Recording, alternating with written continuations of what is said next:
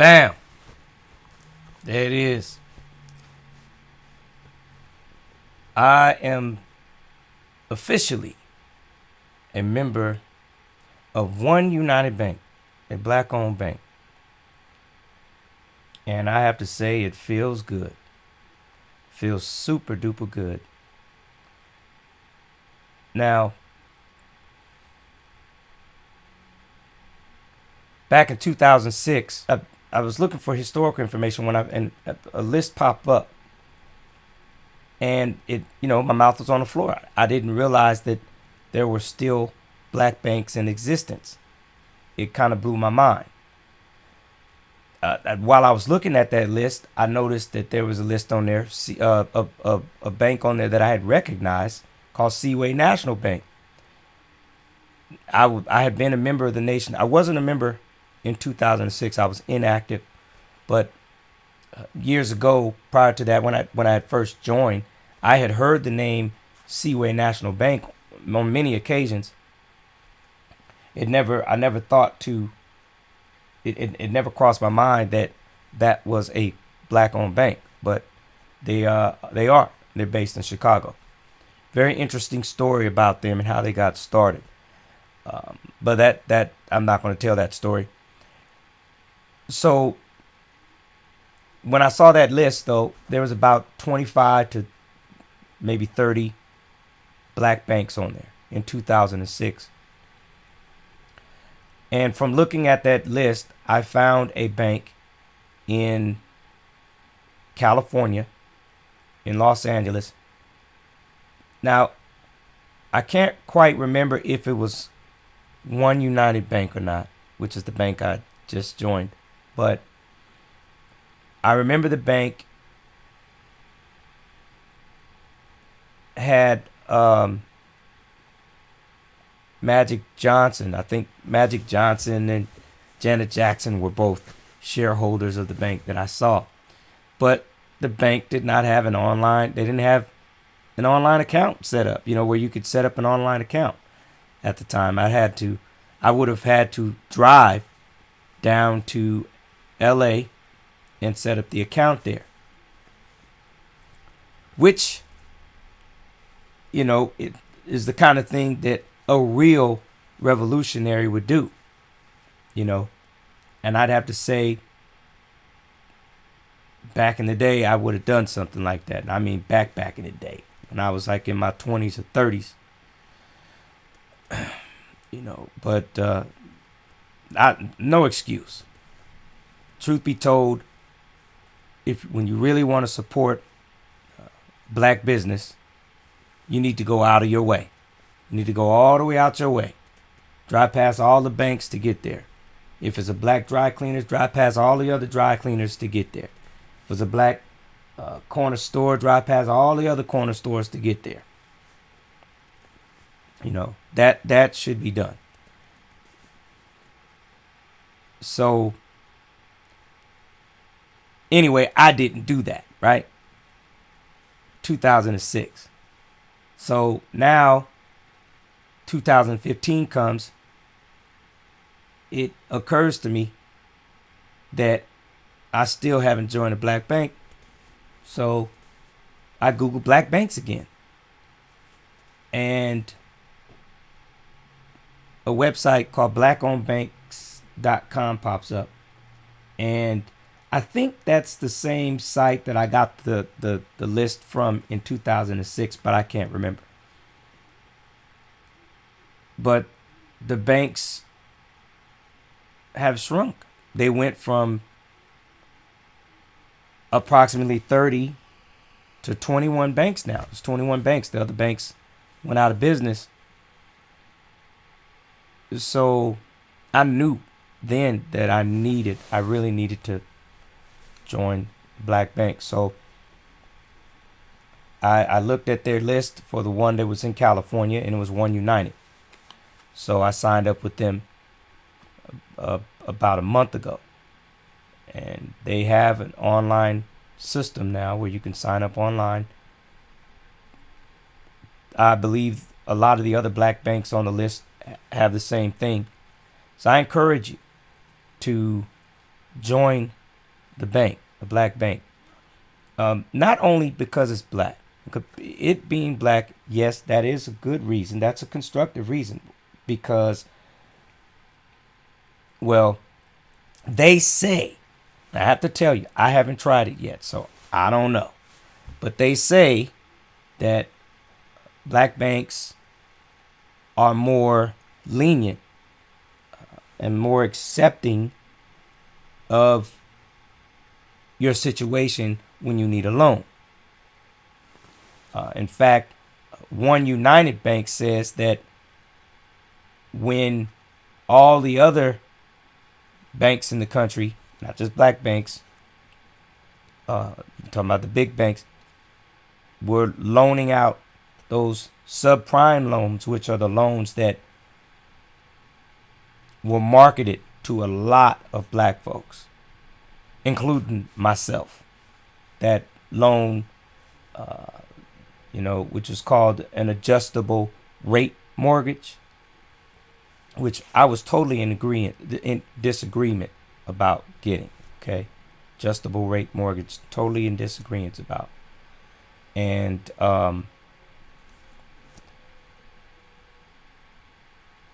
other factors came into play, and we got it. It was a blessing. We didn't lose our house, but hey, anyway, those boo-boo loans, they're the boo-boo loans that ruined the whole industry, the housing industry, a bunch of industries, ruined the economy of this country. One United Bank states that during that period of time when all those subprime loans were going out, they didn't loan them. They didn't do that. They stuck with the fixed rate mortgage. Which is the better mortgage.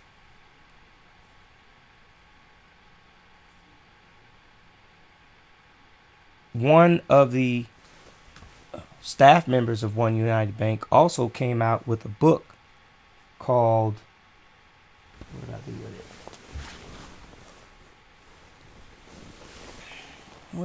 do with it? Well, I don't have it right in here in this area, but I bought it for my son.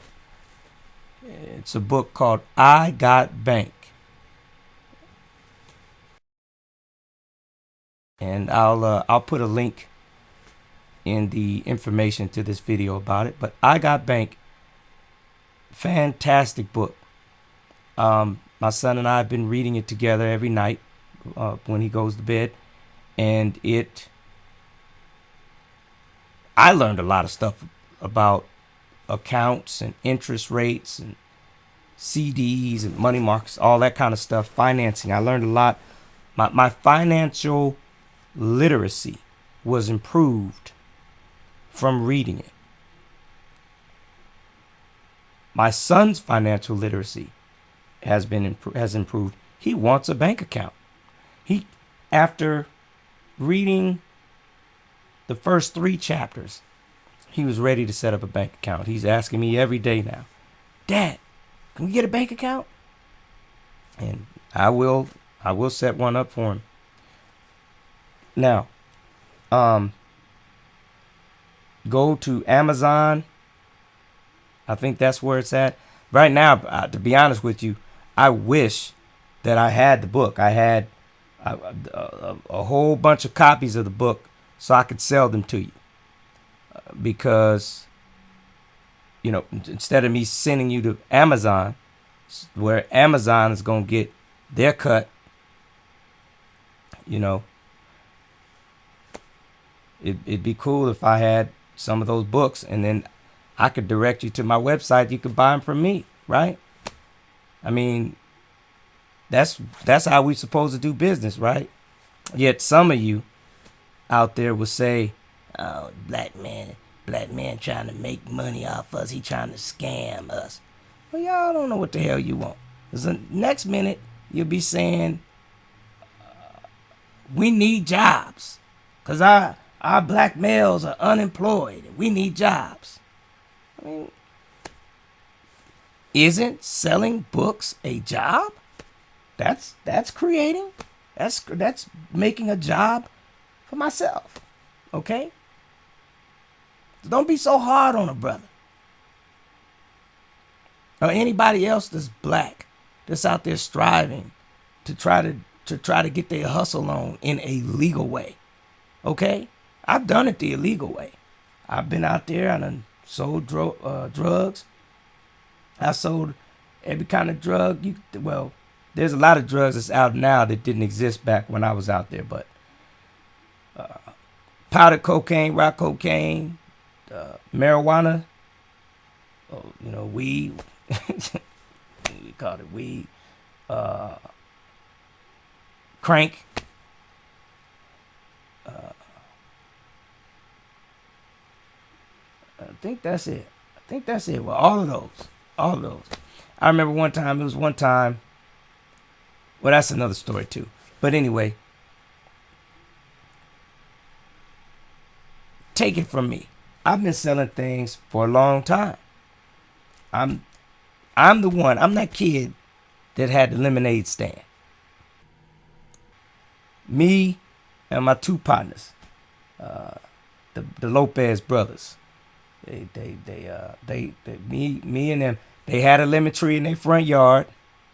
I had the stand and the cups, and they mom, I talked them into getting their mom to make the lemonade. She made us the lemonade from the lemons in their front yard, and we went out there and we set up our little lemonade stand right on 23rd Street in Richmond. That's a busy street. Super duper great location, okay? We had some people come buy our lemonade for 25 cents. Everything was being good, 25 cents a cup, and it was good until this one sister comes up. This lemonade tastes nasty. Give me my money back. Okay? We ain't talking about no 8-year-old, 9-year-old, 10-year-old. We are talking about somebody who looked like they was in their 20s. Okay? She was like either late teens or early 20s. Okay? Getting the head roll going on and get my 25 cents. All that kind of crap. You know what I'm talking about, that attitude. And ruin our whole spirit. We gave her a little quarterback and shut down the stand, and we never went back out there again. It was hard for me to get those guys to go back out there with me again. You know, my next endeavor was a garage sale.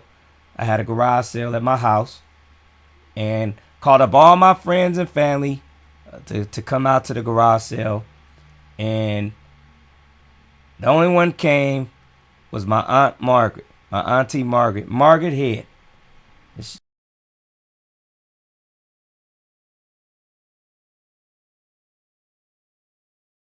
Not aunt by blood, but super close with my family, just super close with my family. She was friends with my family before I was born. She was there when I was born, and she came right on by and she bought a case from me. And all throughout the years of me knowing her, whenever I went over to her house, she would always show me that case. And I realized that was inspiration. She was inspiring me and putting it in my mind and let me know that, hey, what I did was a good thing. When I had the garage sale, even though I didn't have nobody show up but her, what I did was a good thing. And part of my message is to encourage you to do that too. Get out there and sell stuff. All right. I had a conversation. He's passed away now, but I had a conversation with the author of a book called The Black Folks Guide to Making Big Money in America. His name is George Subira.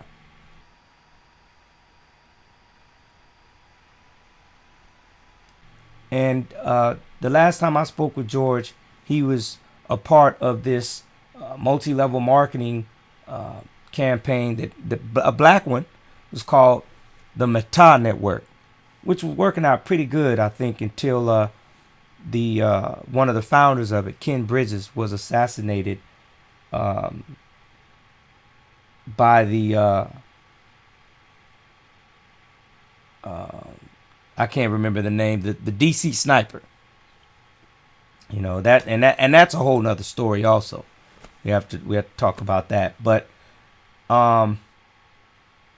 Subira was telling me that he noticed from his studies that when you master the art of selling, when you can sell anything, hey, you're on your road to wealth. Because, I mean, that's what this is all about, where we're at. You know, we are under the system of racism, white supremacy. And under the system of white supremacy, it is the economics, in the area of economics, it's all about the resources.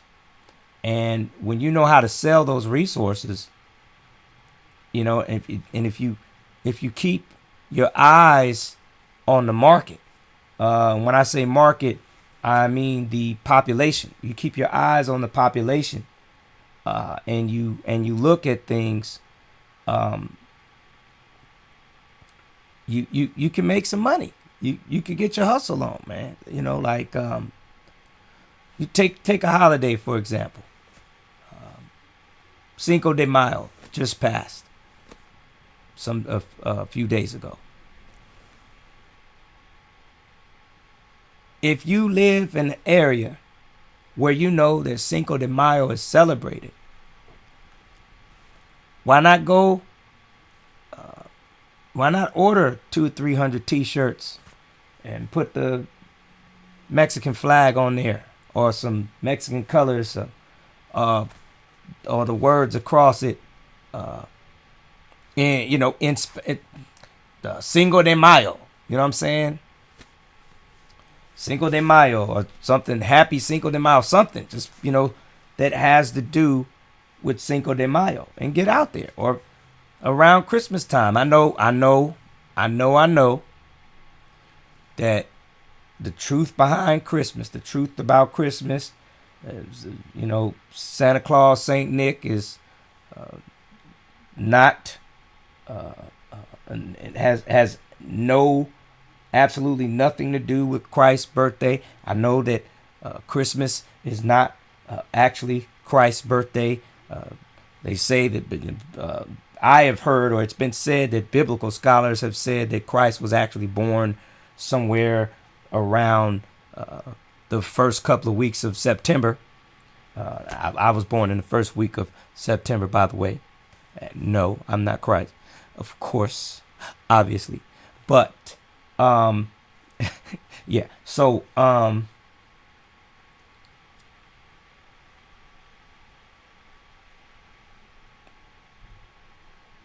find a way to buy some damn Christmas trees, man. Get some Christmas ornaments or something, wholesale, and get out there and sell them.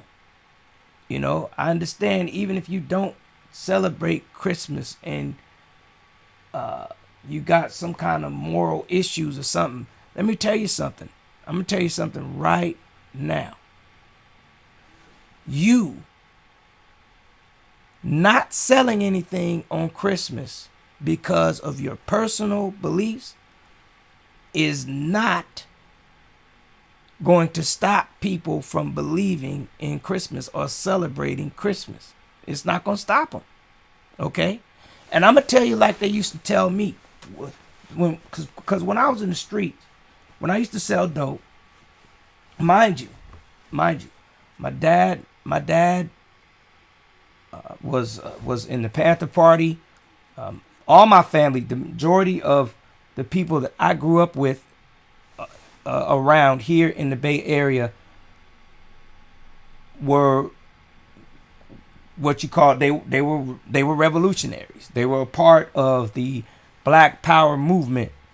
You know, I am a so-called Black Power. I'm a Black Power baby. Okay, that's all I grew up around with. My house was a part of the underground. I can remember when, you know, cats would come to our, we'd hide. You know what I'm saying? We'd hide shit for people. You know, bulletproof vests, guns, you know, all kinds of stuff. We did to support the Black Power movement when I was growing up.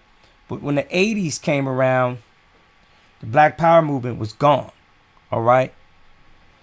The whole mindset had changed. Most of the guys who were out there, who were around me, you know, the adults or so-called adults, role models or whatever that I had, they changed their mentality. They was no longer into Black Power. They weren't talking Black Power too much. It was, you know, more behind the scenes or something. If you know, the COINTELPRO program and some of the other unknown programs that were out there at the time destroyed the Black Power movement. You know, a lot of groups that came about at that time, a lot of groups that wanted to imitate the Panthers, like the Crips and the Bloods, who, you know, tried to come back with the same kind of community activist approach that the Black Panthers had. Many of you probably don't know, okay, about the free breakfast programs. Schools, when you go to a public school, and if that public school is serving you breakfast, probably even lunch too.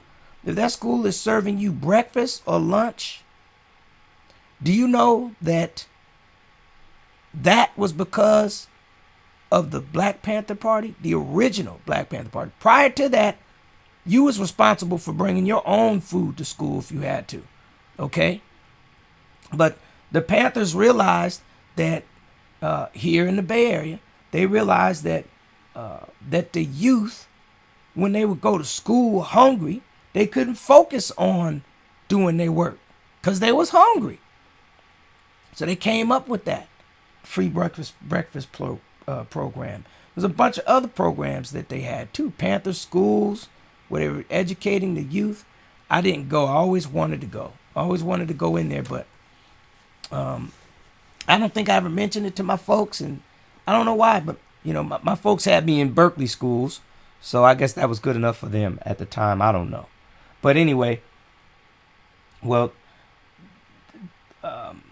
I'm getting all off on tangents and everything, right? Just passionate and excited about this whole thing. Back to, I got so much on a tangent. The only thing I can do is just get back to the black banks. So,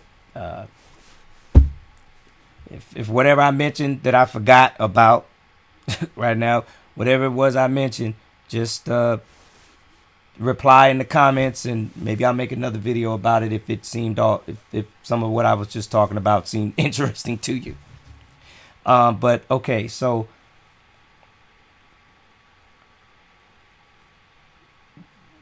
black businesses need to be supported, and black banks have to be supported in order to support black businesses. Because, you know, if you're a black person with a sound business plan, and you know how it is.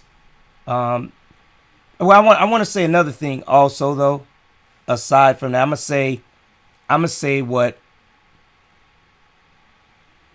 I know for anyone, unless you connect. If it's somebody who you know. Oh, I know what I wanted to say. Somebody else was, when we were selling dope back in the streets. When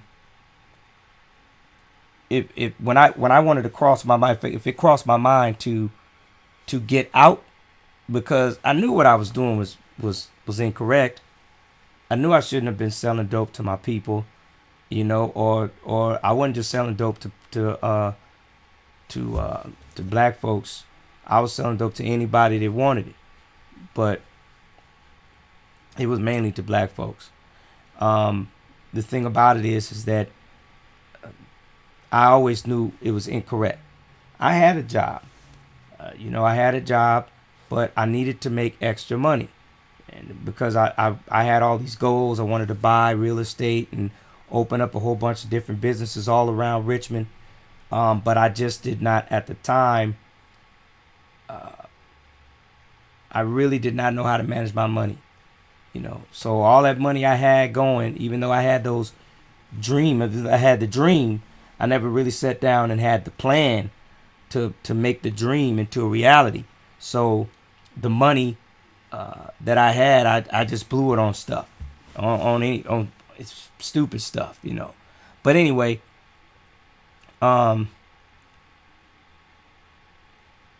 whenever it came up that I should leave, I should get out the streets, someone would say to me, and after hearing it for a while, I'd say it to myself, which kept me there, was that if somebody else, how did the thing go?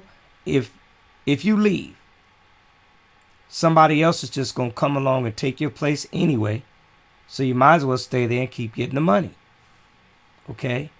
Well, take that mentality and apply that to yourself during Christmas time when you're selling Christmas ornaments and Christmas trees. Okay? Do that. Christmas ornaments and Christmas trees during Christmas. Don't buy them. Don't buy them. Sell them. Okay? Same thing during Hanukkah. Same thing during Kwanzaa. Same thing on Valentine's Day, Mother's Day, Father's Day, all the days. You got all kinds of days, all kinds of holidays, Memorial Day. You got all kinds of holidays throughout the year that you could be selling something on. Now, I know that there's a bunch of you out there right now thinking that that's a devious thing to do. You know why? Because white supremacy has trained your brain and your mind to think that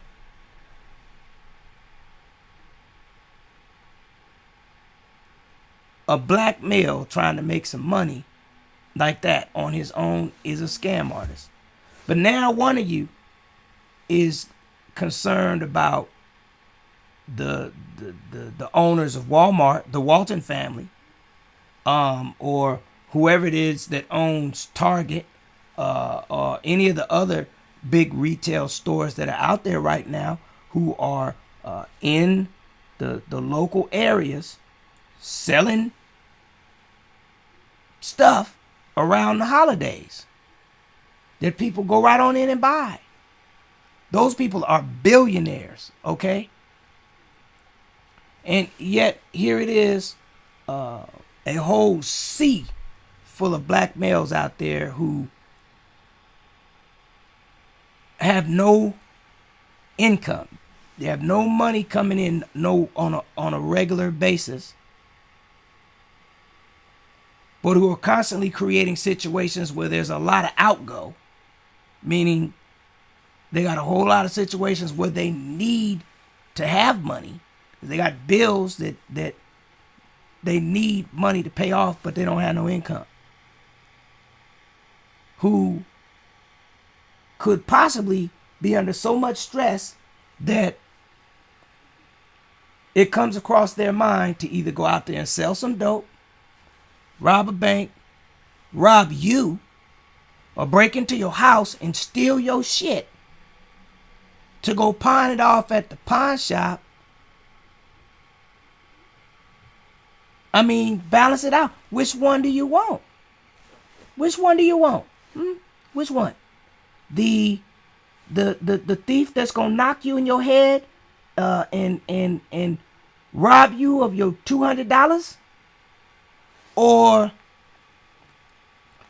the black male who is saying, okay, let me make some money off these holidays. Which one? You know, you're so hard on us.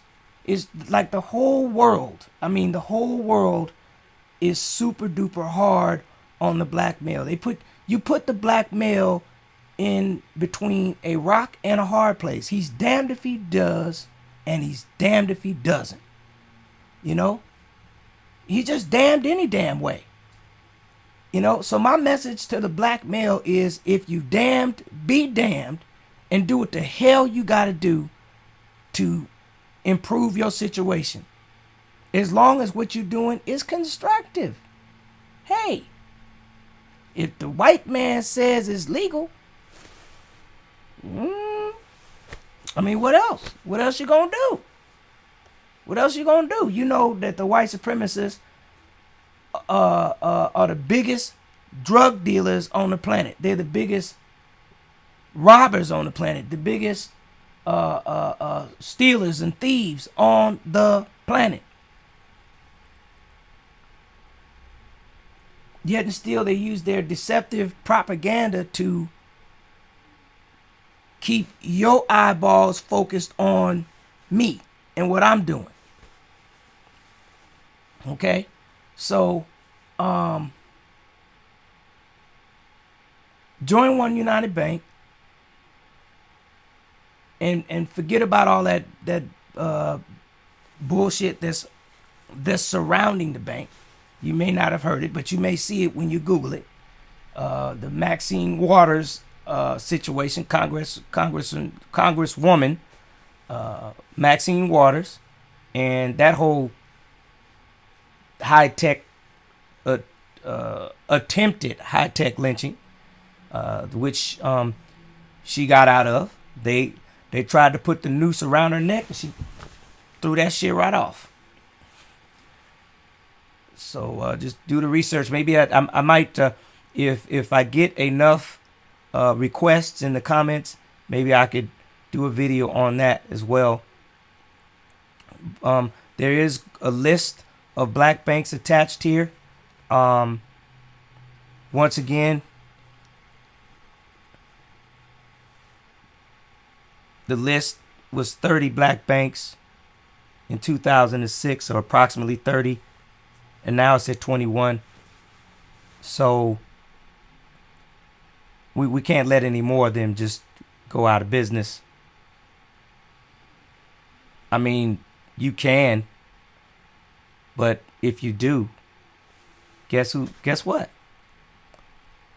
You can no longer go around and complain and say there's no black banks.